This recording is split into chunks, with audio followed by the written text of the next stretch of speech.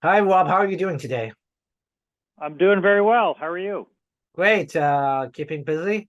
And maybe you could just give us an overview about your company, Coelacanth Energy.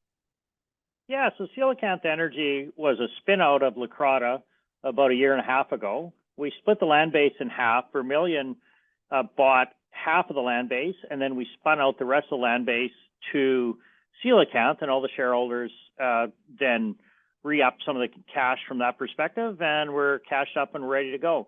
So the company right now, we got 150 sections of Montney rights, which are estimated to have in place 22 billion barrels of oil and 8 trillion cubic feet of gas underneath those 150 sections. So it's a giant resource.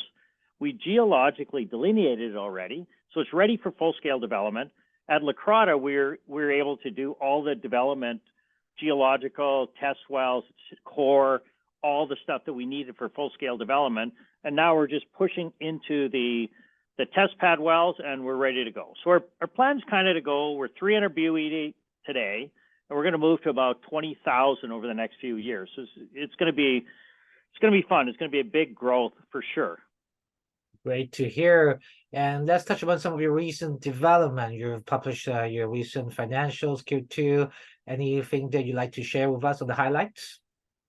Yeah, there's not a lot on the production highlights. We're so small, but a couple of key items to take away. First, we still had $50 million cash, so we can get through a bunch of the test wells. We have no debt, and then we have all our permits to execute this program. So we're ready now to just really get after it.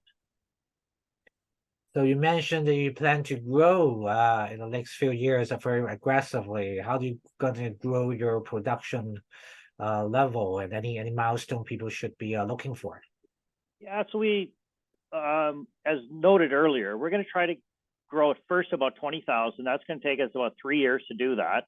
And then we have to double up the infrastructure, and we can go to 40,000 shortly thereafter. And the resource is so large that we're very comfortable. You can go to 40,000 from the 300 we are today. So it's going to be quite a growth profile. We're currently just have done a 2-well pad. We're going to bring that on production right away. We're drilling a 5-well pad, and then we're going to put all the infrastructure in so we can get to that first hurdle of 20,000 within a couple of years. So let's talk a bit about the sort of the macro market. The oil has been doing pretty well in these days. What's your thoughts on this in moving forward? I personally is still driving the traditional internal combustion engine Yeah. vehicles. I'm feeling the pain here. So what's the thoughts? Well, I'm not an expert on oil price, but all the data flow from all the experts suggesting supply demand is still very strong. Demand for oil continues to go up from a global perspective, and so I think the supply demand is very strong. Now we're about a third light oil and we're 2/3 gas, so we're also eagerly awaiting LNG Canada to come online, because that's going to materially affect the gas that we're able to produce into the pipeline as well.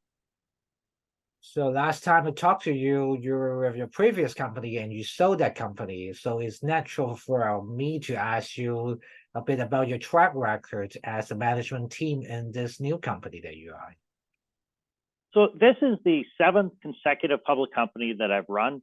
We started the first one in 1993, and then we subsequently just continued to be public entities all the way through those 6 entities. This is number 7. Shareholders have done very well in all 7 entities, despite the up and downs in the oil and gas markets. And and from a technical standpoint, the team understands this asset very well. So we started in the Montney 2 companies ago at Coelacanth, and then we refined our knowledge base at Leucrotta, and now we're taking everything we know and the whole team, and we're pushing it into Coelacanth. So it should be very successful. So in summary, why should investors consider investing into your company right now? The initial phase of development of a large asset base like we have here often creates substantial returns for the long-term shareholders. And so this is the phase where you want to get in early. And in fact, we don't think the risk reward is very strong, because we have that knowledge base. So even though we're very small with a large undeveloped asset base, we believe we can convert it fast, and the risk is lower than in prior entities, such that if you're taking exploration risk, which we are not. So thank you for your time here with us, Rob, and sharing your new story with us. Thank you, and it's great seeing you again. Yes, so let's talk about some updates until next time. See you. Thank you. Bye-bye. Thank you.